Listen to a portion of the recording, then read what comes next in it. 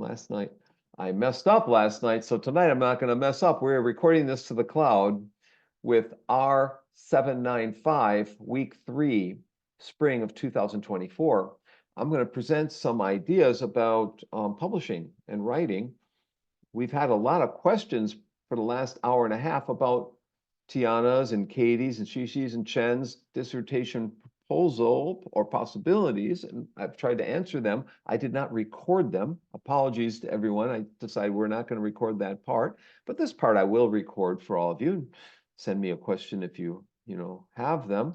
I'm going to go back to the G3 of writing and go to part 4.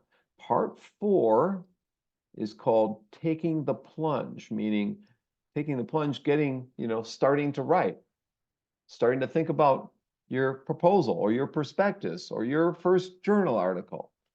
And I've got these little cartoons in every section. So here I'll read this one for part 4. It's called Taking the Plunge. Anna Paula Carrera from Ohio State gave this title because we presented on this in the Netherlands, in Amsterdam, about 5 years ago, maybe 5.5 years ago, in the summer of 2018. And she titled it Taking the Plunge. Now, Anna's an alum of the program, and she's going to be a guest in this class in a few weeks down the road. So next week, we have Mena. In 2 weeks, we have Charan Wang. And in 3 weeks, we have, in 2 weeks, we have Merve Bazdagan, my former advisee. But Anna Paula will be with us on April 2nd, I think. I've got a new syllabus because she changed the dates. Anyways, I have her to thank for this. Here's the world's famous author on his way to mail his latest novel to the publisher. And the mailbox runs away. It feels like our articles are running away from us. We have our publishers are running away from us. The editors are running away. Who's going to take my paper? So how do you generate starter text to get started in writing a paper or writing a book? Some people blog every day as starter text. Some people use Twitter and Facebook and Instagram and WeChat and KakaoTalk and Line and WhatsApp, social media, blogging tools. Some submit conference proposals. Some submit grant proposals. Some submit editorials to the papers and op-ed in the New York Times or the Washington Post. Some write a book review. This is a popular method. Some write software reviews to create starter text.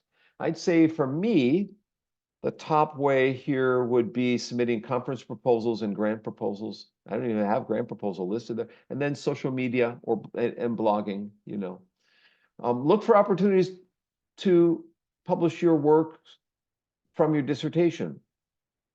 Minimum of 3 articles you should try for from a dissertation if you want to publish. Not saying everyone's going to be publishing in their dissertation. Most EDD students are not thinking about publications at this point, but I'm at least giving you some advice in case you do. Give you some ideas in case you want them.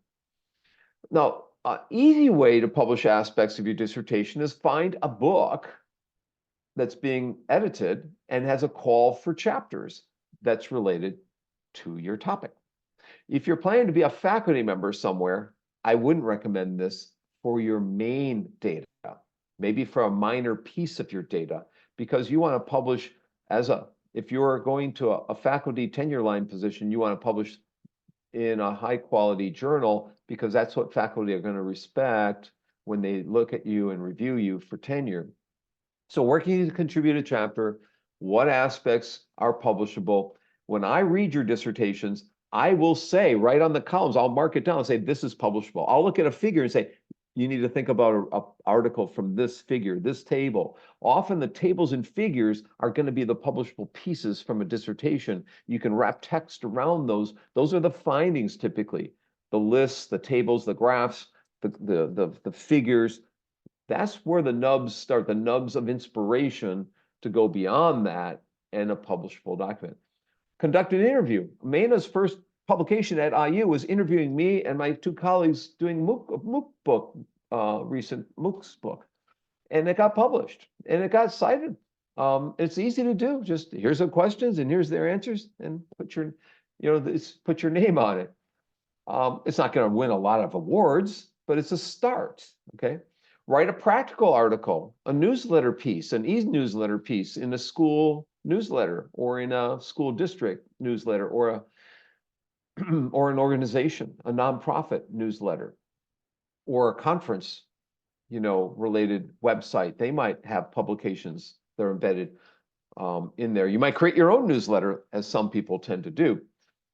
As part two, we're starting to think about bigger things like writing a major grant proposal on a topic, whatever the topic is, and then,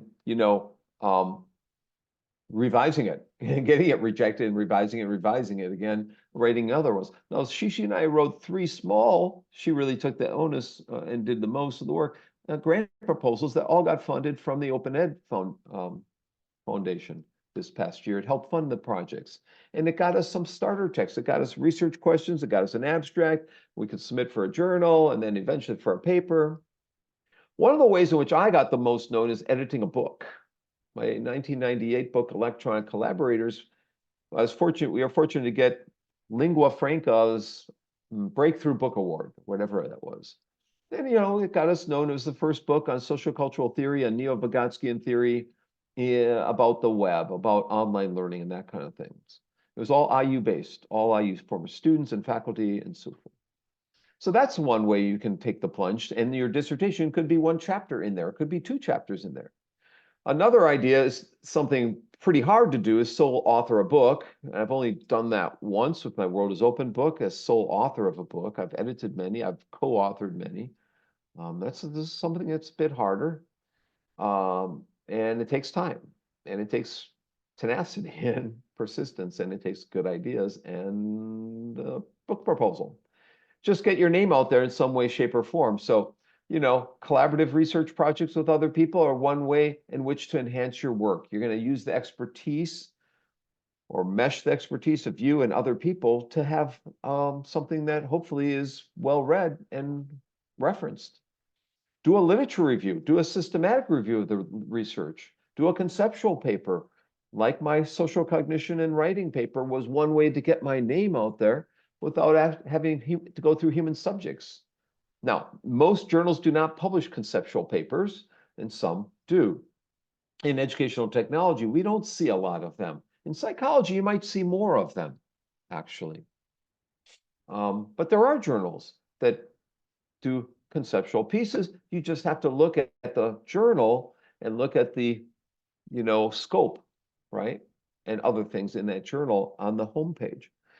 You can write conceptual reflective pieces. You can write, as I said, you can form teams for your edited books. You can form teams for grant projects, and those could end up as an article somewhere. Class projects. There's a lot of students in my classes who have taken a class project and published it. Maina did actually she did research on my discussion forums. I've had several students. In fact, Sunmei did her dissertation discussion forums in my 611, 622 class a year ago. That was her dissertation data. It was a year ago in fall. From a class, started with a class project and ended up being research in a class. Think about your targeted readers. Who do you want to be reading your paper? Who do you want to be inspired? Who do you want to help out, right? Who are going to be people writing to you about your research? Who are the authors and the journals that tend to be cited a lot? That's why I said look at the end of the paper. Read backwards. See who's cited a lot. See what journals people are utilizing and to publish in.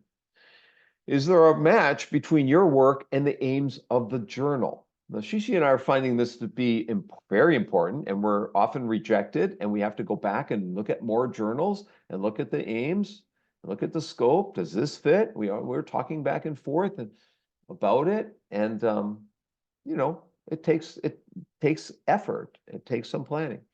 What is the journal turnaround time? How long? And you can ask the editor if it's not available. If turnaround time's not listed, you can send a note to the editor or editors, and they may tell you. Now, turnaround time is not consistent. Most journals change over time. Some get bogged down, and it might be fast one year, and the next year it might be much slower. Acceptance rates typically persistent. It varies from 20% acceptance rate to 50%. That's after revisions, you know.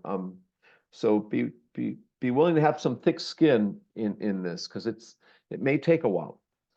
Get to know the editors. Who's editing in these journals? You can then ask them questions and write to them about, you know, whether your topic is appropriate for that journal. Look for top tier SSCI, Social Science Citation Index, or Chinese CSSCI, or look for second tier journals if it's rejected a lot, or even third tier, something newer to the field no one knows much about. And then there are practitioner journals, like some of the design journals. I think Professor Bowling's one, I think, is more practice oriented for design. It's research and practice kind of. Some that might deal with practical problems, that might have a large membership, a large circulation, large visibility might be in these practitioner journals, but you might not get a lot of respect from faculty colleagues who want things mostly, theoretical or research-based than practical. But I think there's a happy medium between, and to do both.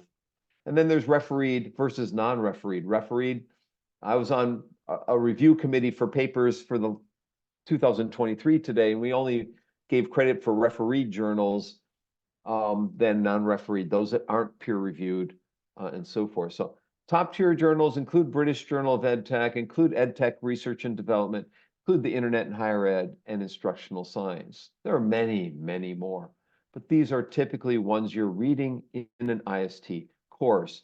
Lower tier, second tier include Tech Trends, which many of you get as members of AECT. If you are members, if you're not members, think about it. And the other journals like International Journal of Emerging Learning Technologies, or Emerging Technologies in Learning, Canadian Journal of Learning and Technology, Interactive Technology and Smart Education. That's a new journal, Interactive Tech and Smart Education. It's an up and coming one. And good review board, really good. Great review board. There's 2 or 3 smart education journals. Then there's third tier, like Contemporary EdSci, Contemporary EdTech, which tend to publish pretty much what, higher percents, like, over 50% of what they're sent, gets published. And so you might want not rely on those for all the things you do. One way to find out if there's a book chapter possibility or a special issue of journals is to subscribe to newsletters, news feeds, RSS feeds, and so forth. One is to share with your colleagues, in social media, and pay attention to announcements in social media. Save the links and images to interesting articles that you might go back to later. Save documents. Review those saved documents in a special folder for January 2024, and a special folder February 2024, and so forth. Write to people interviewed in the articles you're reading. If someone's quoted, interview them about that article. Or if they published in an important article, send them a question about how long it took to get published. Send them a question about how easy is this journal.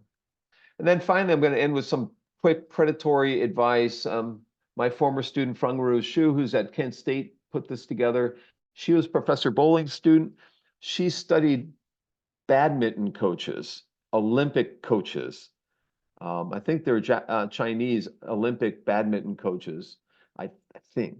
But she's got 3 master's degrees and a PhD. She might have 4 masters, like in library science and curriculum instruction, IST, and maybe TESOL or something else. She's pretty smart, and was with me in Japan, but was too sick to present with me. So I had her put these slides together, but I had to present them because she got sick from the travel and went right back home after flying to Japan. I wouldn't recommend that. So, she put some slides in here about how to avoid predatory journals, how to avoid predatory publishers, and what tools exist to help you in that nature. So she's in the libraries at Kent State. So she utilizes many tools in the library, including EndNotes, including Zotero, including other, in vivo for qualitative research. And, there are writing tutorial services that you might rely upon. But real important, she recommends the directory of open access journals. So I'm going to click here just to show what this is. And I think we can click on through here. Come on. So you can type in here, finding open access journals and articles, right? There are 80 languages in this directory of open access journals, 135 countries, 13,000 journals without fees, 20,000 other journals, and a lot of articles. So you can type in online learning and see what journals pop up here to publish within. And we'll see in here, hybrid pedagogy doesn't charge any fee.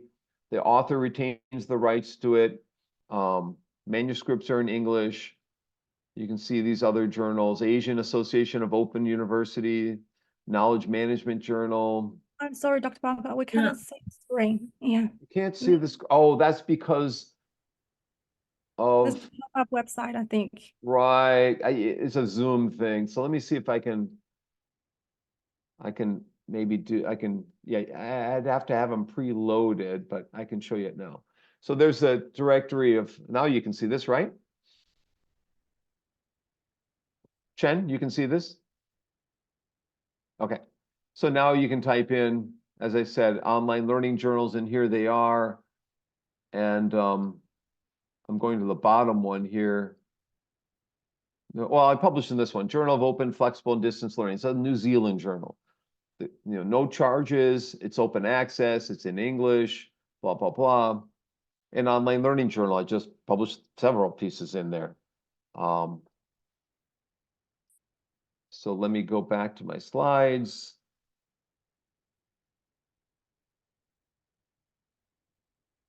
And here's another Open Access Scholarly Publishers Association. So you have to decide on journals based on their impact. Some list the impact of the journal. Some list the rankings of the journals. So there are actually rankings of all education journals. And there are also, within there might be sub-rankings of ed tech or instructional tech journals or IST kinds of journals.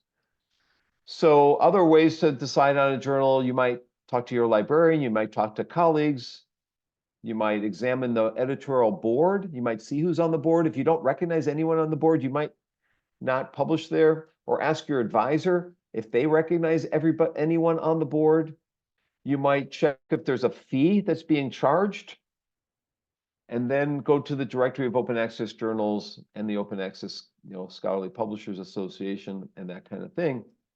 So, you make your decision based on a lot of data about, again, how long it's going to take, who's on the board, is there a fee, what's been published in there. And there are tools to measure the journal impact, the journal citation report, the journal rankings, the SCI CIMIGO journal ranking. Is the frequency of the average article in the journal been cited a lot in a short period of time? You can calculate by dividing the number of times articles were cited by the number of articles that were citable. This indicates a 2-year period of the impact factor. And the journal will publish typically that. You can find out fraudulent journals, predatory journals, because they'll often say it's going to be quick, it's going to be free, it's going to be open, just send us and we'll publish it in a week. If they say, send it, we'll publish in a week, we charge $1,000, it's probably a predatory journal. It's probably a scam. So just be careful about anyone who wants to charge. Now, some charge a fee, especially for science journals, because those scientists have a grant that will pay for the publication process. So, researchers inexperienced in working in high pressure environments, well, those are the easy targets. People who they can deceive oftentimes. Those fake journals, pseudo journals, sham journals. So these predatory journals, there are websites that can be found, and there are ways to find them. If you do publish in predatory journals, people aren't going to cite it. You're going to be embarrassed by it. You're going to lose a lot of hard work. You're going to lose some money. So, be careful. But the Minister of Education in Taiwan published in, predatory journals because his colleagues put his name on papers that had a fake review board, and his colleague was reviewing all the papers and was in like as higher end engineering or chemistry or something like that. But you can go to some of these other journals. So you can go to Beals. So I'll just click here. That's open. Let's see. Beals list. So you probably can't see this because I'm opening this up, Beals list. So I'm going to have to click out of there. And now, can you see Beals list here? Chen, thumbs up.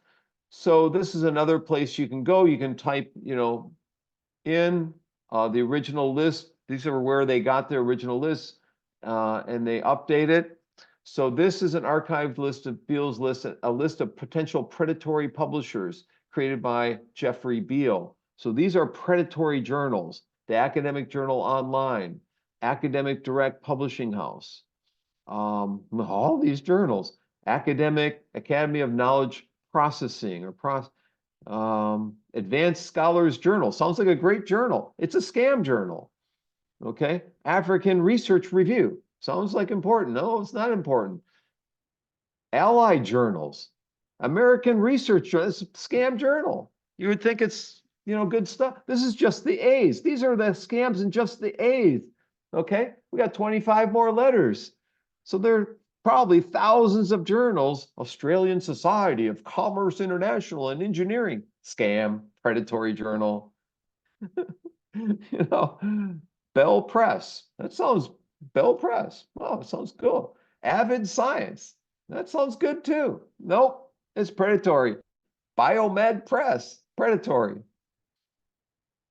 British Open Research Publications. The British Journal, predatory. I'm just getting through B's here, right? So you can go back to the top here and search for publishers. I'll type in online. Maybe I should type Ed Tech Research and Development or something, or Tech Trends. Is it Tech Trends, a predatory journal? Let's see what it says. Maybe I spelled it. Maybe it should be 2 words. No, it's not. So Tech Trends doesn't show up, I guess. So maybe it's not a predatory journal, which is good because I'm publishing there. Okay, let me go back to my slides. So there's another website called Think, Check, Submit. The Think, Check, Submit is a simple checklist to assess a journal for publishers' credentials, such as questions about, does it cost a fee? That kind of thing. So different websites have been created to help you decide whether or not to go with a particular journal and to screen some out. So again, the Directory of Open Access Journals identifies legitimate, high-quality, open access, peer-reviewed journals. Beals list identifies predatory journals. So if you want good journals, the Directory of Open Access. If you want bad journals, Beals list of predatory journals. Then Think, Check, Submit was developed by the Initiative of Scholarly Publishing. Publishing your research results is key to advancing you in your discipline, in your career. But with so many journals, how do you know it's reputable? How do you know it's trustworthy? Here's the tips to confirm a journal's credentials and decide if it will help you make the right decision. I'm not going to open that one up. I'll let you open up on your own. What does a predatory email look like? Dear Garcia Claudio, greetings from ACCS. Hope you're doing well and in good health. I'm Carol Watson. Oh, Watson. So Carol Watson is an alum of IST. Yeah, actually not Crystal. This is Crystal Watson. She's Carol. I sometimes get a guest in my 511 class. So I'm the manager of the archives of clinical case studies. I was on a shortfall of articles this month, and I could use some your research. You're doing good stuff. I read your article in this journal. Man, you should submit to our journal. We need people like you submitting. I believe that so there's a typo that your one article, it's missing a space. So it's normally predatory if it's got typos, right? It's normally predatory if it's a short time span to publish in. It's normally going to be predatory if it has a short review board. If it only has a couple people on the review board, It's more likely being a predatory journal. Here's an article, a greeting I got a few years back. Greetings, Bonk, Lee, Ko, Zhu. Your article, Understanding Self-Directed Learning Preferences, Goals, Achievements, and Challenges in MIT Courseware, subscriber has been published in EdTech and Society. It's impressed us a lot. So if you ever get an email that says it's impressed, the word impressed is used, it's probably going to be scam. I get this impressed thing all the time. The paper has attracted attention from researchers and scholars specializing in open education and MOOCs, starting with the aim to promote communications within the scientific community. Specialists in, submit your paper to us. We invite you to send unpublished works with similar themes. We're looking forward to receiving your publishable paper. On behalf of the editorial board, it's a privilege to invite you. We so like your work, and we're going to charge $2,000. So consider reputation. Look, is it indexed by Web of Science? Is it a Scopus journal? Is the editorial board apparent? Is it transparent? Is it reputable? Are there costs associated with it? Does the email contain typos? Are the staff details there? Can you contact them? Do they have postal addresses? Do they, so beware, look for these criteria. Do your colleagues know the journal? Does Dr. Bonk know this journal? Does your advisor know the journal? Can you easily contact them? Are they clear about the review process? How long it takes to get reviewed and so forth? She and I had one paper, we got kind of confused. They hadn't sent out our paper, but they already had questions and all this stuff. I was kind of wondering, but it's reputable. We looked this up. It's good journalism. Our articles indexed. What are the fees? How recognized is it? Is it a publisher recognized by the industry? Is it offering fast service? Is the review board small? Very few people. Is it a new journal? If it's a new journal, small review board, fast, it's going to cost a fee. It's a scam. Are there inconsistencies in what your article they're asking you to write and the scope of the journal? They might just be wanting everyone to write. They have to change their scope. Then there's AI tools that may or may not help in this process. It may make it worse. So AI-assisted tools should not be listed as co-authors or as authors as co-authors because they cannot take responsibility for what's been produced. Authors should report the use of AI tools for content creation and the acknowledgments or methods. Editors and reviewers should note the use of any AI tools to generate reviews and correspondence. The use of AI tools you shouldn't use them to create or alter images in submitted work with exceptions. She's got format references or summarize complex information without checking the accuracy. They should be used to improve readability, to help you with grammar, punctuation, that kind of thing. But review all AI generated work for accuracy and so forth. Ethics in writing. You've all taken the city exam, so you're aware, or you should, when you get ready to dissertate, you have to take the CITI exam, which gets at ethics, and it's 11 parts. It takes a while. But, we've seen plagiarism in the news repeatedly the past few years. Read up in APA about how many words can you use without it being plagiarized, but just avoid the question of plagiarizing where, when possible. And confidentiality with your subjects, get member checks with the subjects of what you've transcribed for the interviews and so forth. Those are some of the references about predatory journals. That's Feng Ru's email if you want to write to Feng Ru. I think she's going for full professor this year there, and that's Kent State. So let me stop there. So that's taking the plunge. That's enough for tonight. We've been with me for 2 hours. Before we close, I want to see if there are any questions from what I've presented, comments about what I've presented, issues, anyone?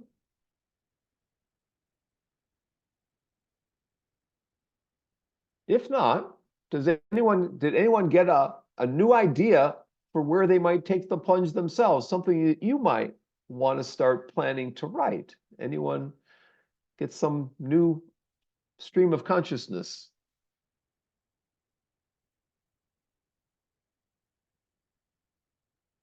I mean, I'm gonna continue to submit like conference proposals. That's something that I'm gonna do. And then I think once I'm done with my dissertation, looking at editing a book.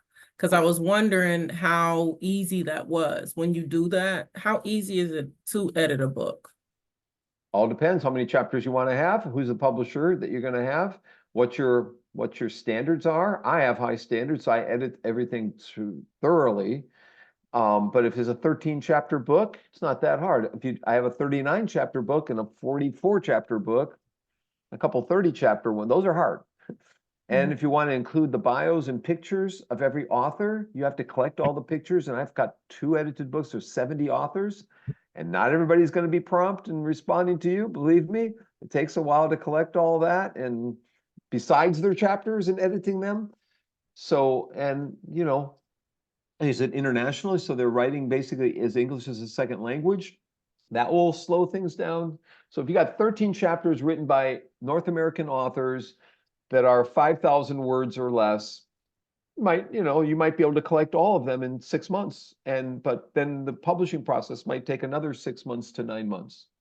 So that we're talking about a year and 3 months on the short end.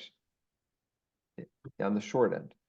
If you want it in a high quality, if you want to make it self-published, then it could be quicker.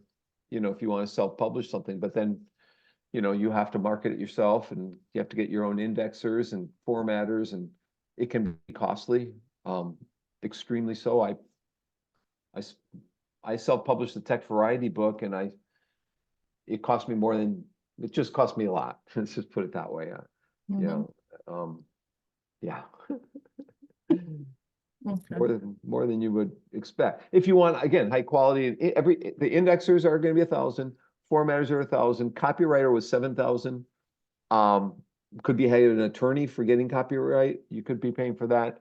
You could be paying for website design for the book. There's a number of things that might graphic design of the cover page, the image, that will cost at least 1,000.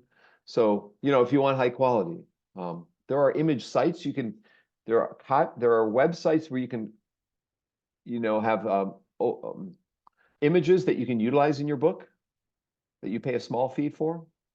Adobe has that, has a website of graphics and stuff. There are many of these things. Some are very, very popular and have really cool images. So, but again, that's an area. So we lost Tiana there. I think we should probably call an end to week 3, R795, spring of 2024. Thanks for coming this week. Mena Ju will be with us next week. Enjoy the